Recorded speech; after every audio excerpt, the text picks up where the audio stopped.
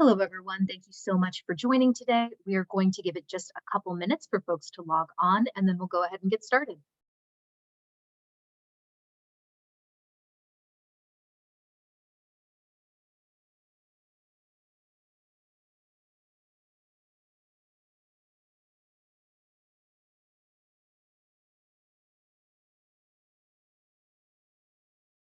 Hi, everyone. We are going to give it just a couple minutes for folks to log on. Thank you so much for joining, and then we'll go ahead and get started.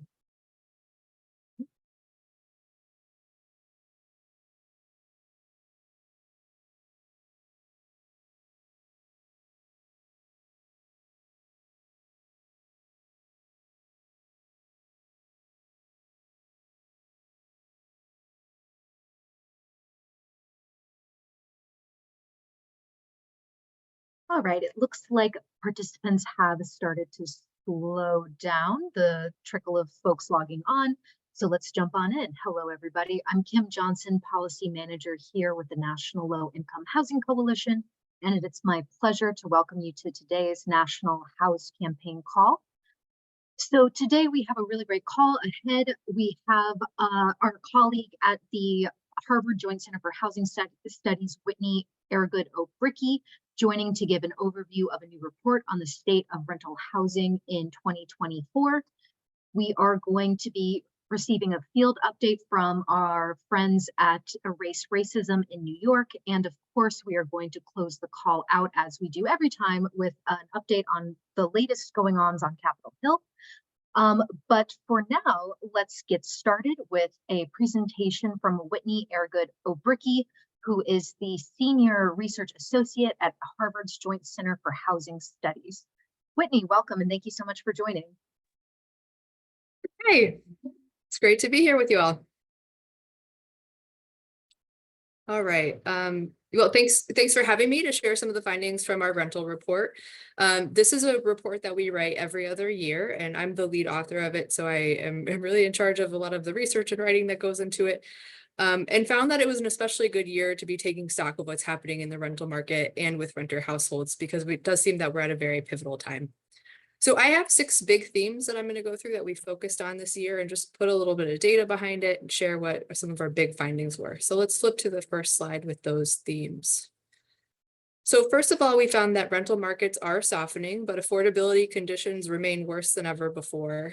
Housing instability, which includes evictions and homelessness, is also rising as pandemic relief measures have ended. Meanwhile, the long-term shortfall in rental assistance has only worsened, which is leaving a record high number of income-eligible renters without any assistance.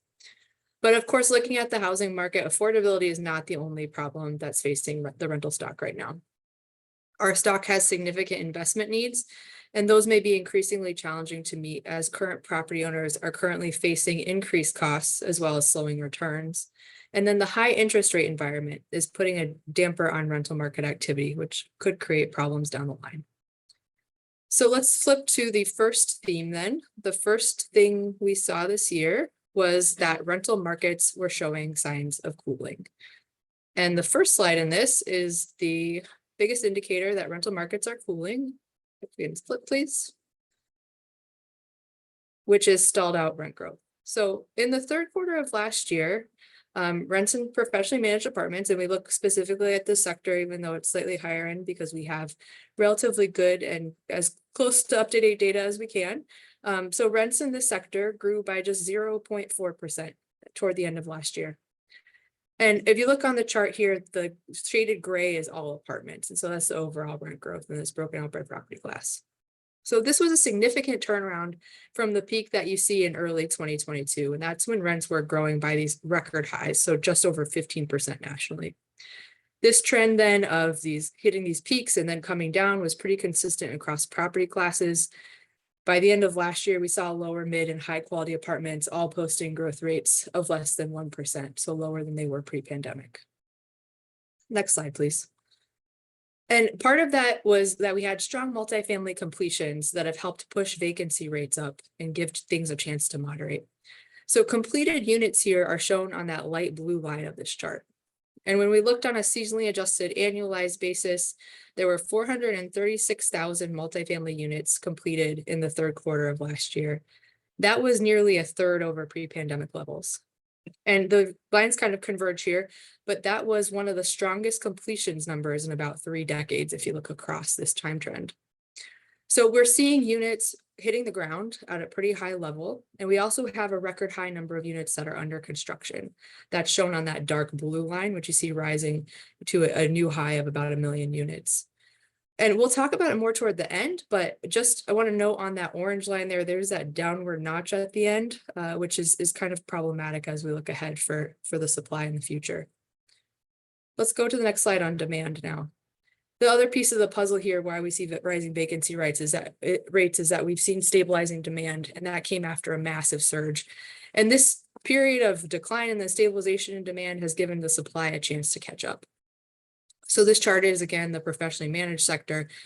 This is the year-over-year net change in households that live in those apartments.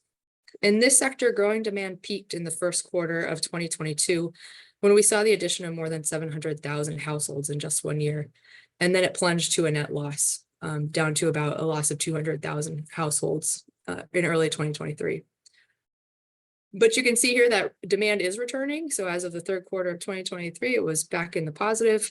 And we're seeing that quarterly increases are on par with what we've seen pre-pandemic. And let's go to the next theme then. So despite recent market cooling, rents though remain well above pre-pandemic levels, and that's creating challenging conditions for affordability.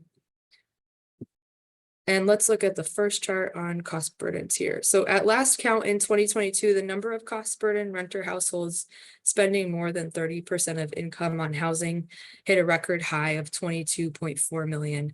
That was an increase of more than 2 million just since 2019. So a very rapid increase. Severely burdened renters, who are shown on those dark blue bars here, they spend more than half of their income on rent and utilities. That number also hit a record high of 12.1 million, shown clear to the far right here. That was up from 10.5 million right before the pandemic. So as a result of these increases, then half of all renters are now cost burdened, and that share is shown on the light blue line at the very top there. The increase in the share was up more than 3 percentage points since the start of the pandemic. And if you look over that long term, the cost burden share was up 9 percentage points since 2001. And let's go to the next chart here. The magnitude of increasing burdens was really astounding, like at the pace at which it happened. But it was also noticeable that we saw all income groups experience increasing cost burdens since 2019, which accelerated a longer term trend we'd been looking at before the pandemic. The fastest increases, as we saw pre-pandemic, were among middle income households in particular. If you look on the very center of this chart, those who are making $45,000 to $75,000 in particular saw their burden rate increase by more than 5 percentage points in just those 3 years alone. So very fast increase. What was especially startling though is if you look at the lowest income households clear to the left who make less than $30,000, they also saw an increase of 1.5 percentage points during the pandemic. And they were already at cost burden rates that seemed like they couldn't go much higher. So with this increase, the lowest income households now had a record high cost burden rate of 83%. And next slide, please. And part of why we're seeing this upward shift, rising cost burdens up the income scale, is that we've seen an upward shift in the overall rent distribution. This is true in a lot of states as well. So since 2012, the entire country has lost about 2 million units that rent for less than $600. If that may not seem like a very high price point to you, that's the maximum amount that's affordable to about a quarter of all renter households. We've seen an additional loss of 4 million units that rent for $600 to $1,000. And then between rising rents and new construction that's primarily at the high end of the market, that's resulted in an increase of about 8.4 million units that rent for more than $1,400, which is where we've seen the bulk of the increases in the stock. And that level is now out of reach for the majority of renters. Let's go to the next slide. Rents are rising faster than incomes over this longer span, and that's leaving renters with less left over each month after paying rent. We refer to this as the residual income. And the median residual income was 4% lower in 2022 when we adjust for inflation than it was in 2001. That median, though, masks the significant income inequality that exists. So if we look at lower income households on this orange line, they make, again, less than $30,000. They've seen their median residual income drop by 47% since 2001 to an all-time low of just $310 per month. Higher income renters, meanwhile, are shown on that dark blue line. They've made out about even over this period. They had a 0.5% increase in their residual incomes. So again, significant income inequality and how rents are chipping away at incomes. All right, let's go to the next theme, which is that housing instability is rising. This historically high level of unaffordability, coupled with the end of pandemic supports and protections for renters, has led to this rising incidence of housing instability. We saw this in rising evictions, which is in our report, but I'm not going to show on the slides today. But it was, of course, most striking in the increased levels of homelessness. Let's go. Yep. The number of people, I think as probably everyone on this call knows, experiencing homelessness hit a record high of just over 653,000 people in January of last year, according to HUD's point in time count. The first years of the pandemic offered renter protections, income supports, and increased housing assistance that all helped stave off a considerable rise in homelessness early on. But many of those protections were gone by 2022 as rents started to rise rapidly. So this resulted in the largest single year jump ever, with an increase of nearly 71,000 people experiencing homelessness. And included in that increase were an additional 23,000 people staying in places not intended for human habitation, which pushed that unsheltered population to an all-time high of more than 256,000 people.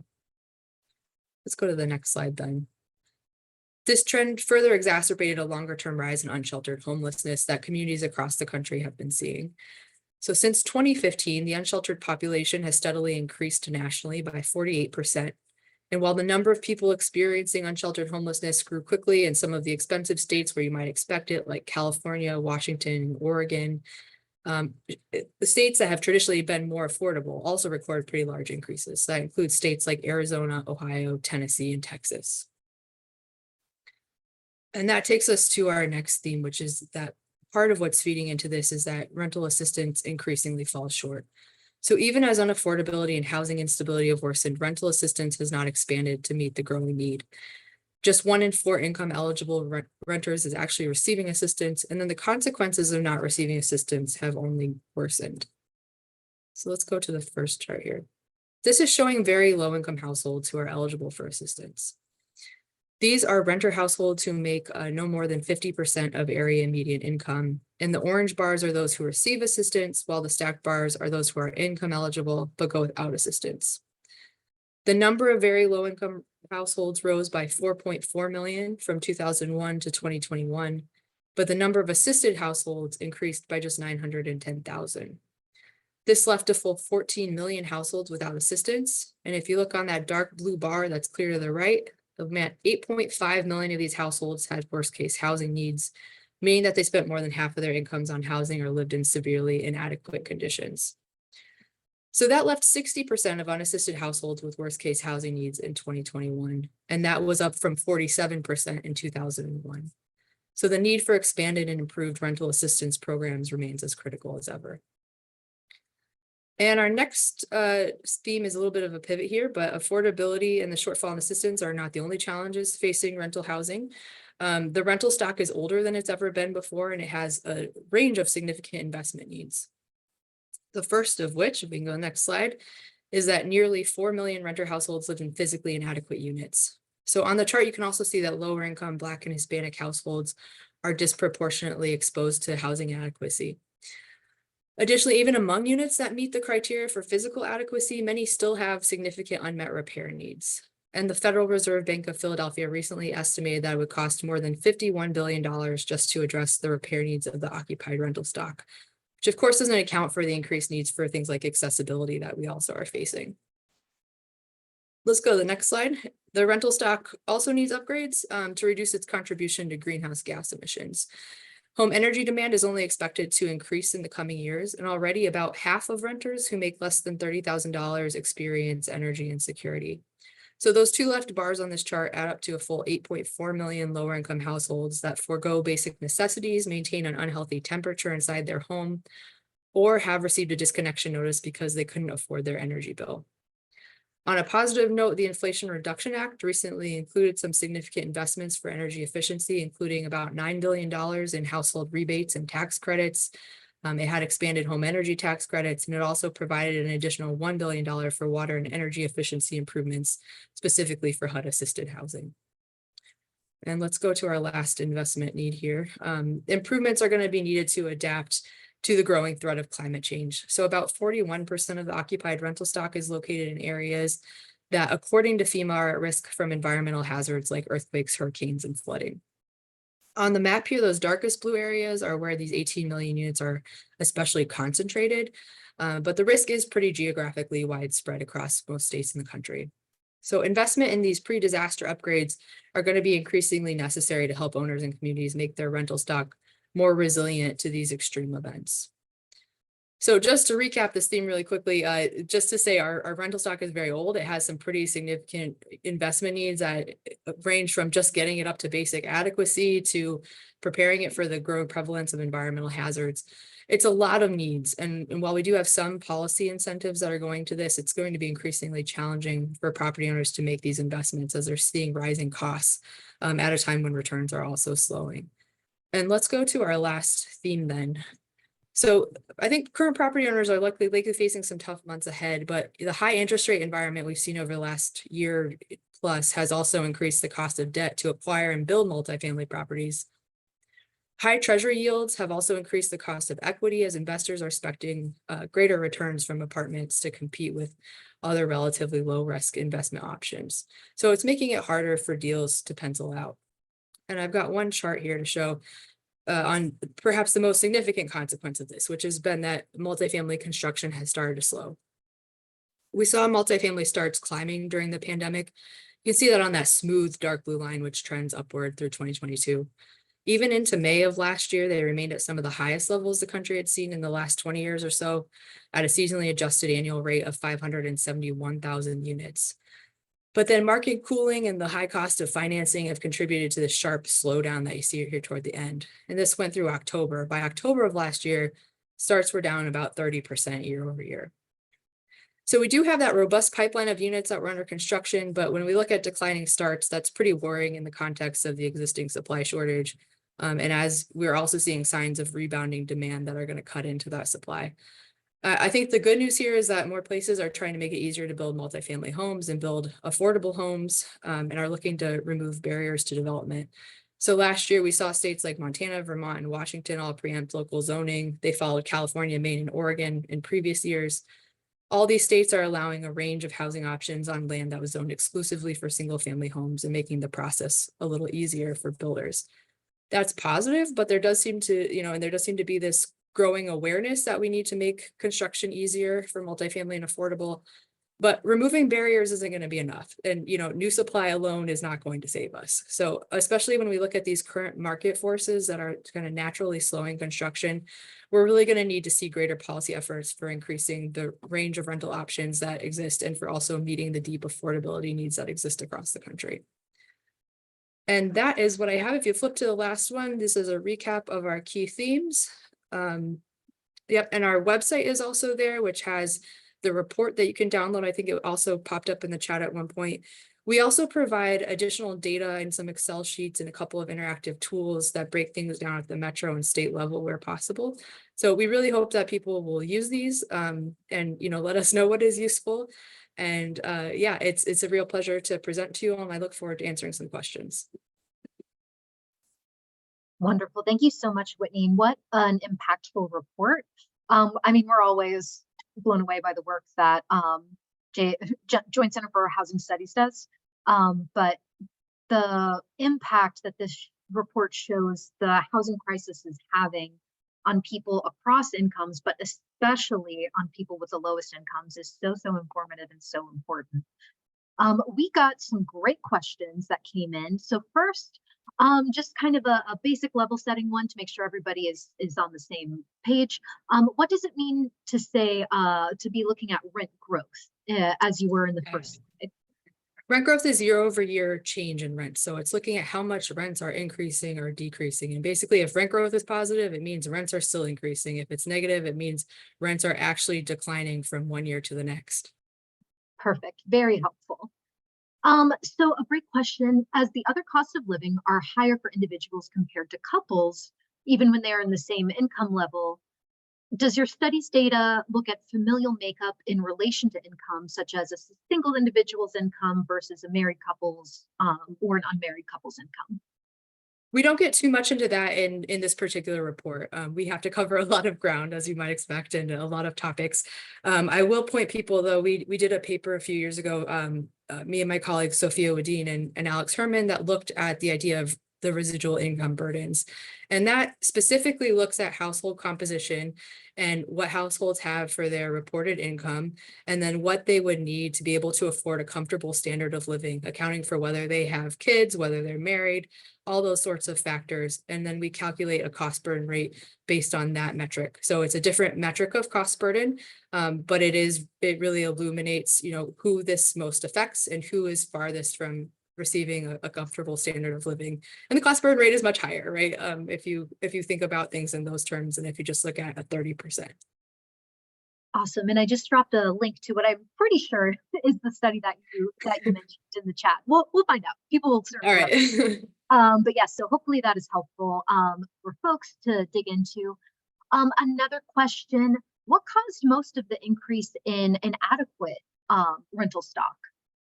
Yeah, we haven't really seen an increase in the inadequate stock. Adequacy is something that we've generally gotten better at over time because of building standards. But we do continue to see a lot of inadequate units just because units are getting very old. So our median rental stock age is now 44 years old. And then as you have, situations where you might have landlords milking properties, or just things going out of disrepair in places with low demand. So I'm from the Ohio area. You think about Cleveland, there's not much demand and there's a lot of housing stock that is kind of falling apart in that metro. And so there's a couple of different factors that go into having substandard and inadequate housing. Yeah, and one thing I would mention too, and I'd be interested to hear your thoughts, or if public housing stock was included in that analysis as well. Yeah. Yeah, it does get picked up in some of the survey, and so it's not distinct from it. But of course, the aging public housing stock and the aging underfunded public housing stock is going to be captured in some of those numbers as well. Yeah, and that's such an interesting point to the fact that public housing is by definition run by the government, and so it is also the government's responsibility to upkeep it. And like any housing stock, if you don't put money towards its upkeep, it's going to fall apart. And so unfortunately, that's a lot of what we're seeing too, specifically for the nation's public housing stock, which is so deeply affordable and very, very important, but we're allowing it to really fall into disrepair. Right. So a question from a colleague of mine at the National Women's Law Center, so very, very on brand as soon as I saw it come in. Do you have any gender justice data related to environmental hazards? No, that's a great question. We really don't, except for our older adults report, where gender is a huge issue, especially with single female households as they age, have less resources than single male households, for instance. That's really the only place where we really dive into gender, but that is a great question for us to start to think about. Yeah, the National Women's Law Center always bringing the heavy hitting questions around gender and making sure that analysis is there. And so another question: in the aging stock number that needs repair, what type of rental housing are you including? Oh, that gets back to the question. Yeah. So that, I'm guessing, includes public housing as well as project-based and just all of that kind of rental housing stock that we tend to think of, including. I think the subsidized stock tends to not be, particularly oversampled in that survey, but it would include some of those units as well. Awesome. So another attendee thanking you for your report. Can your national analysis be disaggregated to provide more discrete spotlights on smaller geographies? And if not, how can we mobilize local and state governments to duplicate your research? Yeah, so where we can, we break things down to the metro and state level, and we do provide those on our website. That's in those data and interactive tools. We are limited by the data that we have, which is typically large national surveys. And then when you look at things like, the rent growth data is from proprietary data source. And so they have some markets, but it's limited. And so I really think that, to the extent that localities and, local organizations can be collecting data, that is huge, because our national surveys just aren't going to sample well enough to see a lot of what you are probably seeing on the ground and maybe want data to put behind it. But wherever we could, we did post our data. So I hope that people at least find that useful for metro and state level. Awesome. And so I'll ask one more question. We've had a lot come in. great reports will do that. Um, did your study look at the impact of institutional investors on the negative or positive trends? We didn't look too much at it, in part because when we are looking sort of nationally, it's a hard thing to look at nationally in the data. It's a very localized problem in some ways, specific to certain metros, to certain, segments of the market, to certain neighborhoods even. And so when you look at things on the national level, it's first of all hard to see in the data, and also it doesn't look that big, right? And then you might see locally. And so it's a little challenging. We do look at the increase in investor ownership, and by investor, we're just talking like non-individuals. So anytime somebody creates an LLC, LLP, or it's something bigger of an entity. And we have a chart that looks at the rise of that over time, which is pretty striking. But another thing that seems to be coming out of the current situation is that because debt and equity is so expensive, because the market, what the industry guys will say, the market fundamentals are in question. So the question of demand and rent growth and all of that is a little unstable right now. We are seeing some possibility that investors are kind of pulling back from the space because it's just not as attractive in terms of returns as it was, a couple of years ago. Awesome. And I lied. There's one more question I wanted to ask too. Yeah. Does the study break down the complete picture of racial inequities and disparities? There is a lot of racial and ethnic disparity woven throughout the report. And, anytime we can disaggregate things by race and ethnicity, we do. So we look at, household demand, by income category, by race, ethnicity, cost burdens. One of my favorite things is we look at rental deserts and how just not providing rental options in some neighborhoods creates these patterns of racial and socioeconomic inequality that we persistently see over time. And so, yeah, wherever we can, we're breaking down those disparities by race and ethnicity. Awesome. And just one more thing that folks were pointing out as you were talking about the point in time count data and its validity or reliability. Yeah. Just folks noting that while it is like a very important report and the best way we have of measuring the number of people experiencing homelessness, unfortunately, it is still a very inadequate tool to capture the true level of need and the number of people experiencing homelessness. So just wanted to say thanks to the folks in the chat who pointed that out too. But Whitney, thank you so much for joining us and for sharing the results of this awesome report. We will certainly be reaching out again as the work continues. Thank you all so much. Have the utmost respect for NLHC and all the work you all are doing. So thank you very much. Thank you. All right. So it is my pleasure to introduce our next speaker, who is Laura Harding, who's president of Erase Racism in New York. Laura, thank you so much for joining. Thank you. Happy Black History Month, and thank you for having me. I'm extremely excited to share our new fair, affordable, and inclusive housing tool. And so I'm going to share my screen. Let's see if it'll let me share my screen. Yeah, it will. So that everyone is able to see the tool. So we're all housing advocates here. And as you know, the federal government has been working on its affirmatively furthering fair housing tool rule, which last week they were saying it's almost pretty close to being finished. After all the feedback that people have given. And so the impetus for our work was basically for developing this tool was basically a combination of the rule itself, as well as the fact that Long Island as a region is one of the 10th most segregated regions in the nation. So we developed a tool that basically covers New York State, not just Long Island.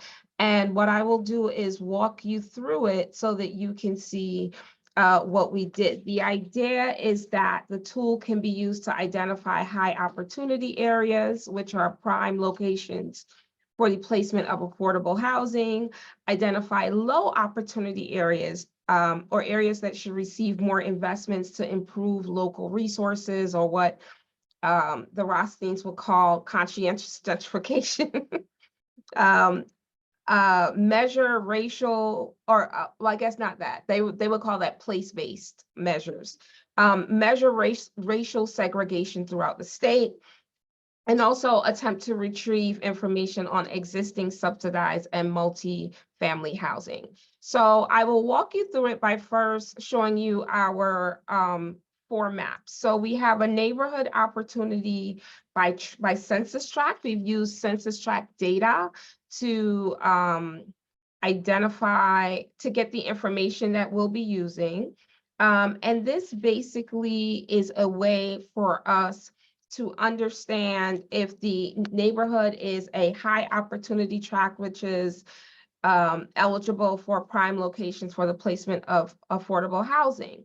We have our racial dissimilarity map, which basically compares racial demographics of that specific census tract to the county racial demographics. So example, if the county is 30% white, and the census tract is 60% white, then we know that there's a high white segregation rate. Then we have the subsidized housing map, which includes multifamily housing, housing choice vouchers, public housing developments, low income tax abatements, and things of that nature. And then we have the educational opportunity by district map, which basically compares school districts to each other and identifies school districts that probably are intensely segregated, which we define as 90% or more districts of color. So I'm going to play with some of our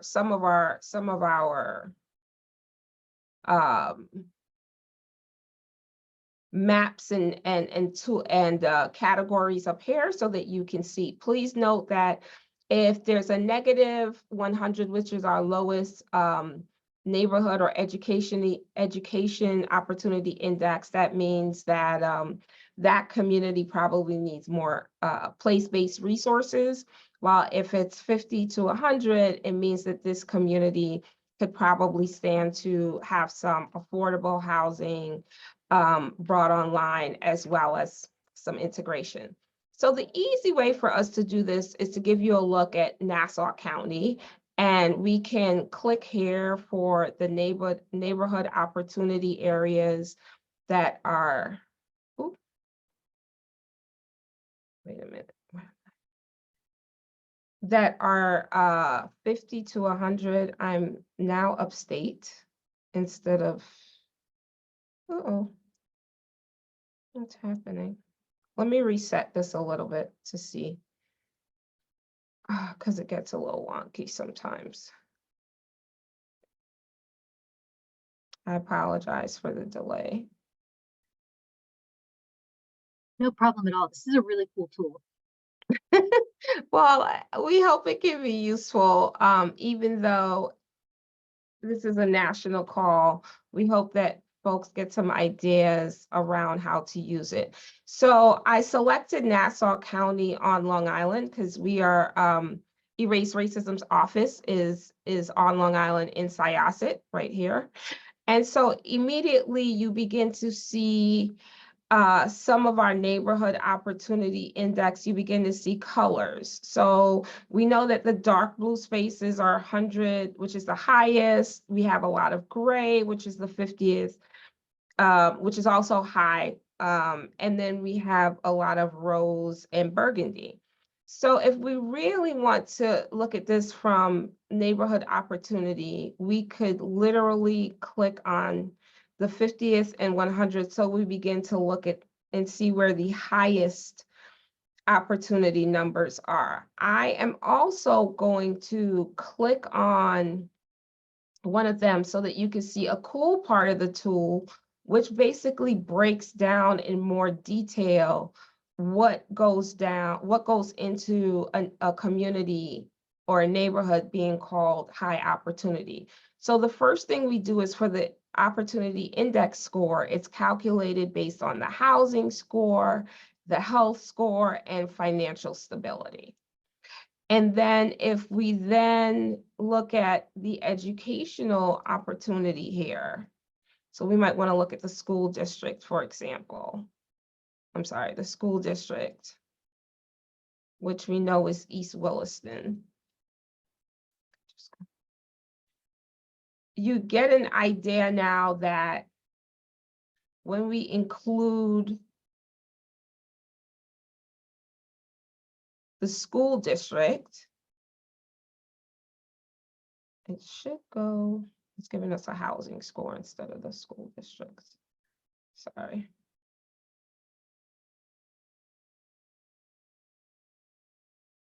I was trying to get us to the educational opportunity. We noticed that this has it has a 50, why is it not coming up?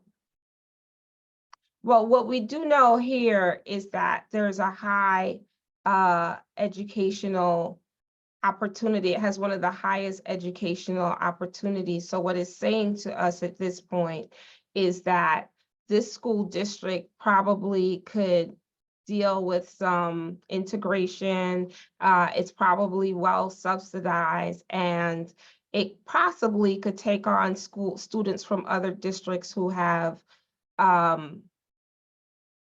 which tend to be higher needs, because they are definitely a relatively well-off school district.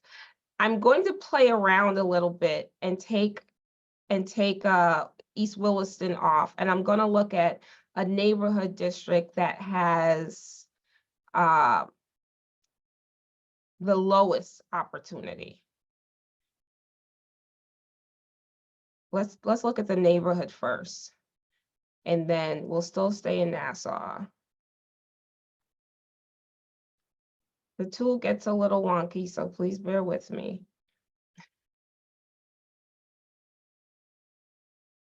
All right.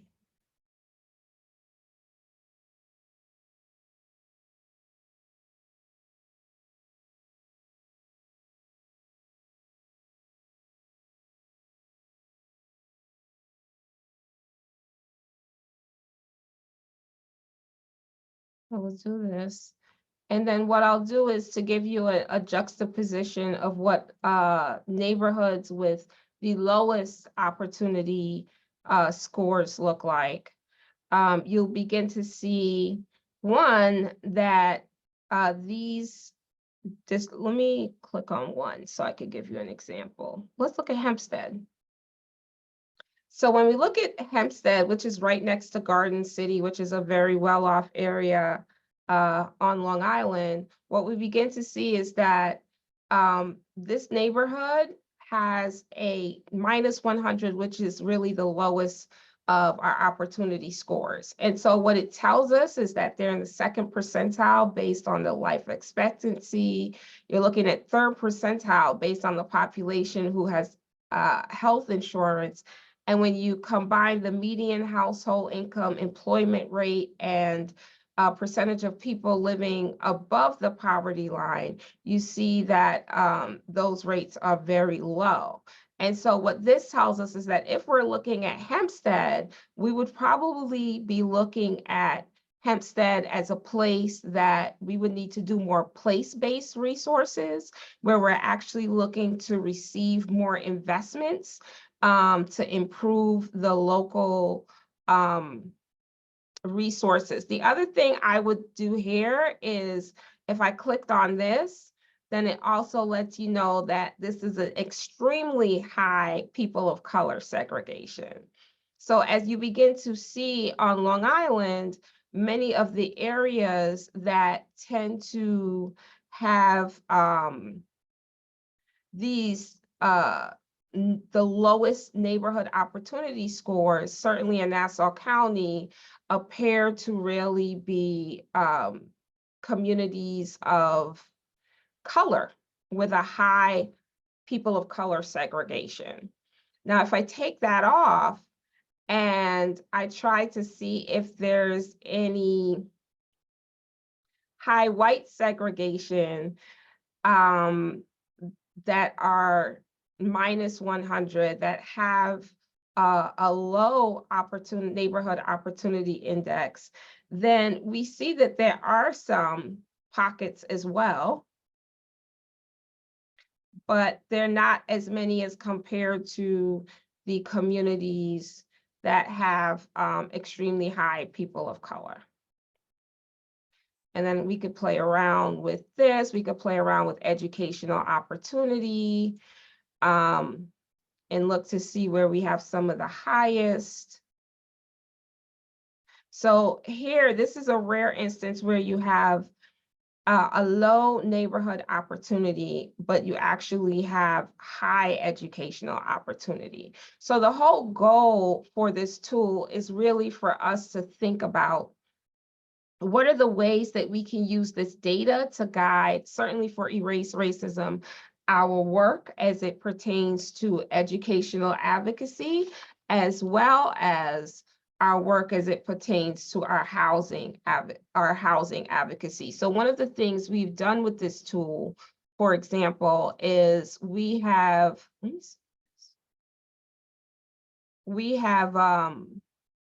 identified areas that have the highest neighborhood opportunity, and we tend to also look to see if they have the highest educational opportunity.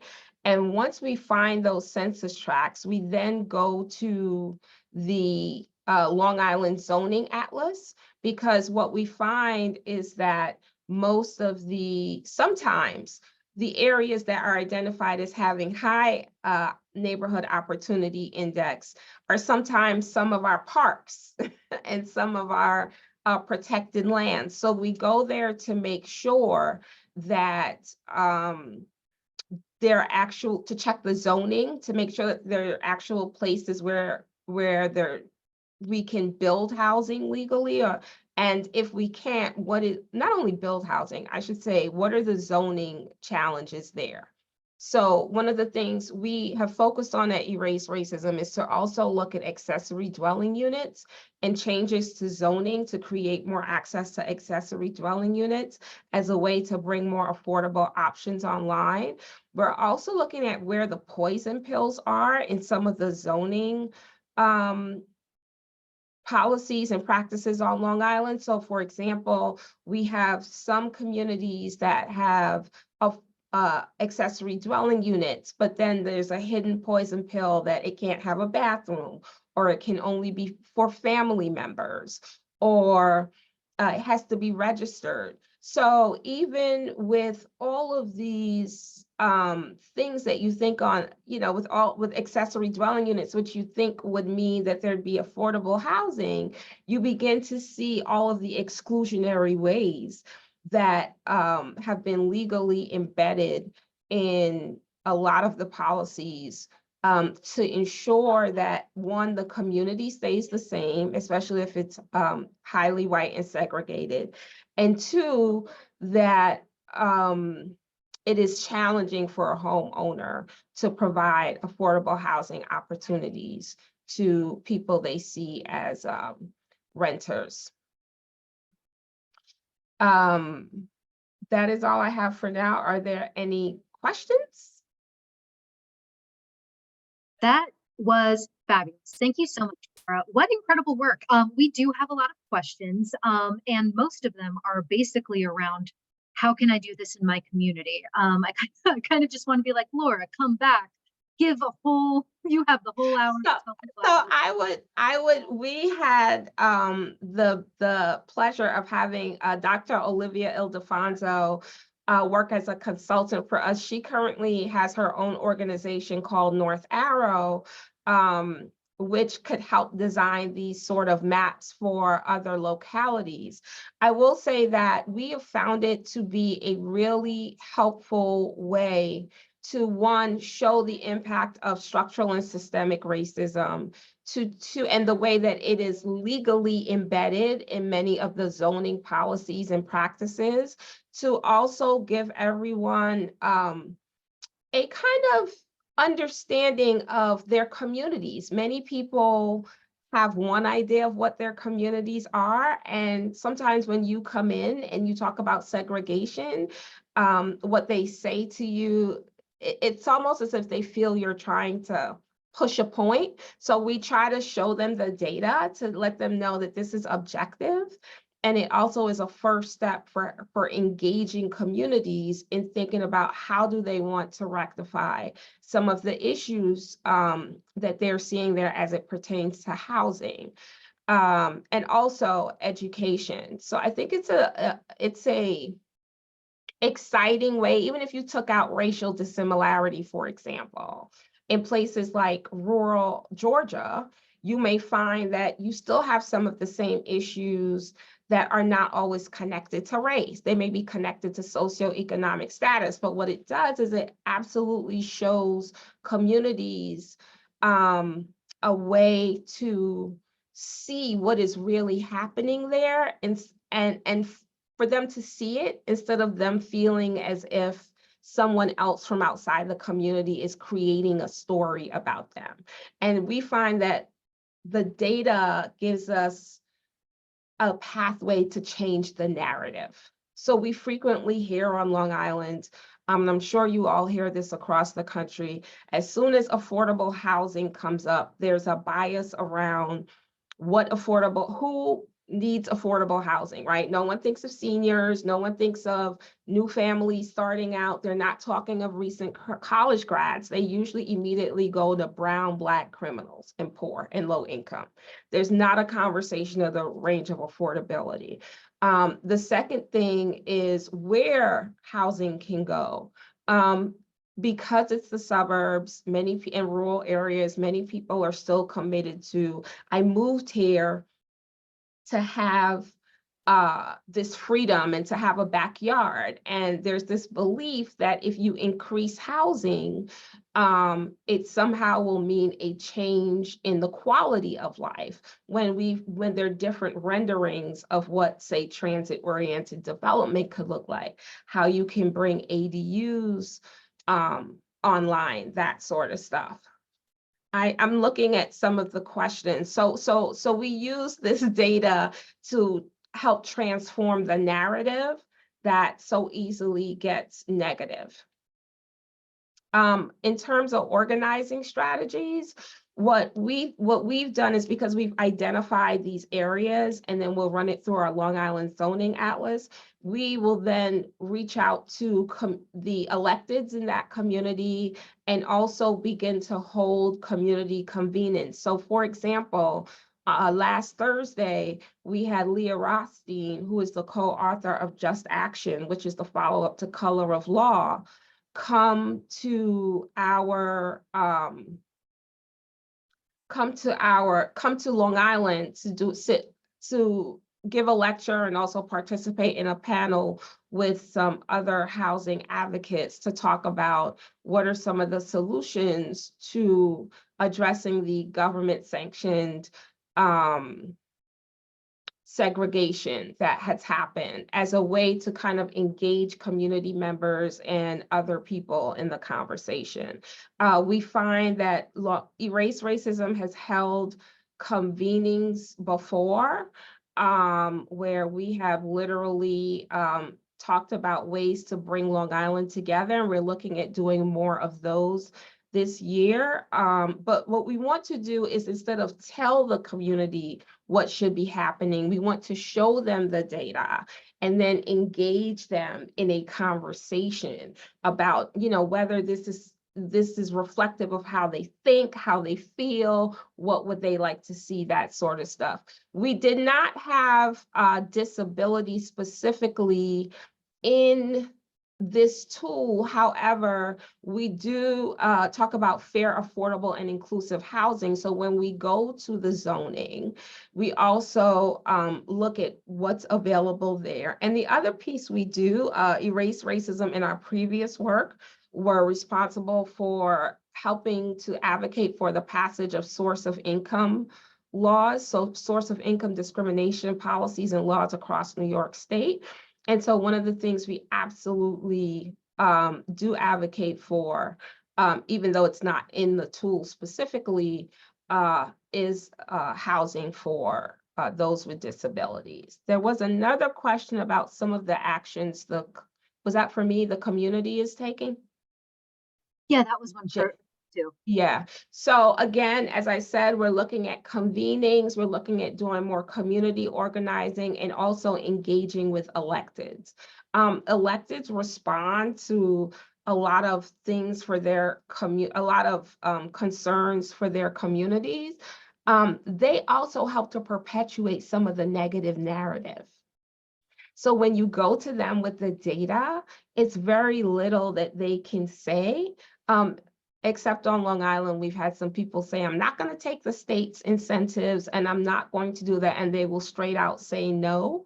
And so that to me is like, okay, well, that's not an elected we can work with. However, we may be able to get their community, we may be able to engage their community and have their community members push them. For Jerry, we actually are advocating for what New York, there's a New York bill for faith-based affordable housing act, where we are trying to work with pastors, rabbis, imams, and various faith-based organizations, where this bill will allow faith-based organizations who own property and land to be able to fast track the process so they could build some kind of affordable housing on that land, because we have found there was a recent sale to a housing development, a responsible housing development organization here between a convent to give them some land to build housing. And what I have seen across New York and New York City is that there are a lot of faith-based organizations, and DC, for example, who've been able to build, Chicago, who've been able to build housing, affordable housing for both their congregants and communities. So we really are advocating for that. I'll actually be in Albany tomorrow for a rally for that act. That's awesome. Yeah, I hope that answers. I'll send you the link to North Arrow, the website, and I'll also send you the link to the New York State bill. Fantastic. We'll be sure to include that in our follow-up email too, so that everybody will be able to get an awesome tool like this in their neighborhoods. One question that came into our Q&A too that I wanted to run by you, Laura, while we still have you, is where did you get the data to inform this? And did you use any eviction data in your database? We did not. We use, and that may be a better question for Olivia. I know that we use census tract data, and we also used New York State Education Department data. I do want to say that this is the first iteration of the tool. So our goal was to get something there. Education, for example, was something that was not necessarily considered before. I have an education background. Racism does education advocacy. So it was important to me that we could also create a tool that educators could use to kind of guide their conversation. And we got into this business because of education, and we realized that you can't talk education without talking housing. And so our goal is that every year or so, we'll be able to add another level of information to the tool to make it more helpful.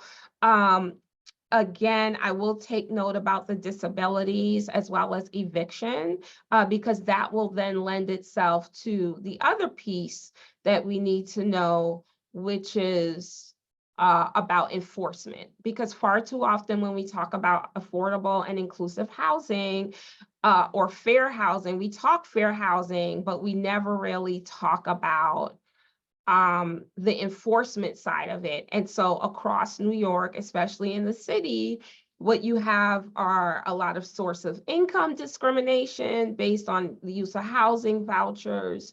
You have more and more people trying to take rent stabilized apartments out of rent stabilization, even though my understanding is that they've made moves to stop that. But when I was a housing attorney, that was a huge thing. And really, there's also a lot of housing that is not regulated. So it's very easy when housing is not regulated to get renters out, even though people say it's not, it relatively is. I've done the work and I've watched judges give you know, renters 30 days sometimes, or less than that, to get out of a place that's unregulated, just because the owner says, well, my family is moving in. Well, thank you so much, Laura, for joining us.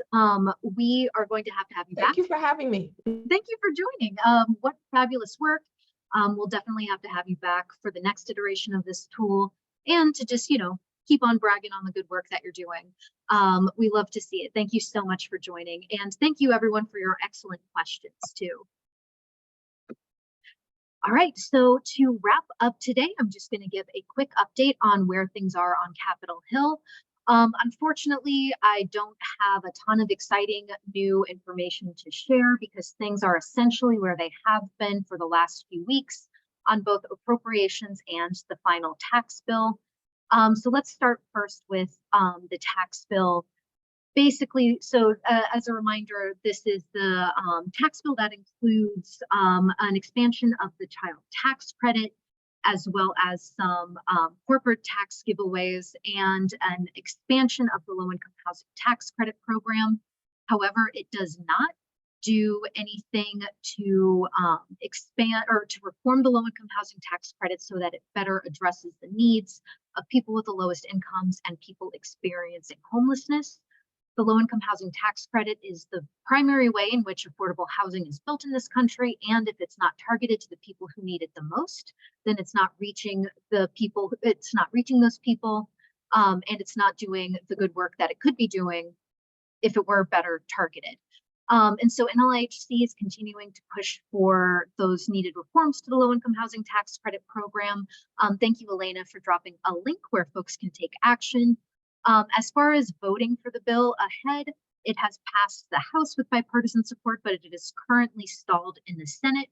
I will say that NLIHC sees the child tax credit as a really, really important piece of that bill. The child tax credit helps people afford rent, helps families with children afford rent by giving them some of the money back in their pockets. And so we are hoping that that bill gets over the finish line and that we can continue pushing for those needed reforms to the low-income housing tax credit. Now, where things are on appropriations, unfortunately, everything is kind of stuck as it has been. Appropriators reached an agreement on top-line funding levels for HUD and the Department of Transportation and the other pieces of the funding bills. However, they have not agreed on how to divvy that funding up. We do know that we need a significant increase in funding for the Housing Choice Voucher Program in order to ensure that no vouchers are lost upon turnover. So we are continuing to ask advocates to weigh in with their members of Congress, pushing them to get this final FY24 bill finally secured and done before the March 1st deadline that's coming up. We're hoping. So please do continue to contact your members of Congress. Remember, you were their constituents and they should be listening to you. Yeah, and so that is going to be our continued rallying cry until we see that final FY24 bill. And just to flag for folks, we are going to be sharing the slides after the call. And I don't think there's a way to save or download the chat. Maybe there is, but I don't know what it is, but we can look into it. But thank you all so much for joining and for your continued advocacy. Your voices and your experiences make all the difference in our work, and we really, really appreciate you joining us every other week. And we're going to continue keeping up this work, and we look forward to fighting alongside you. Thank you so much.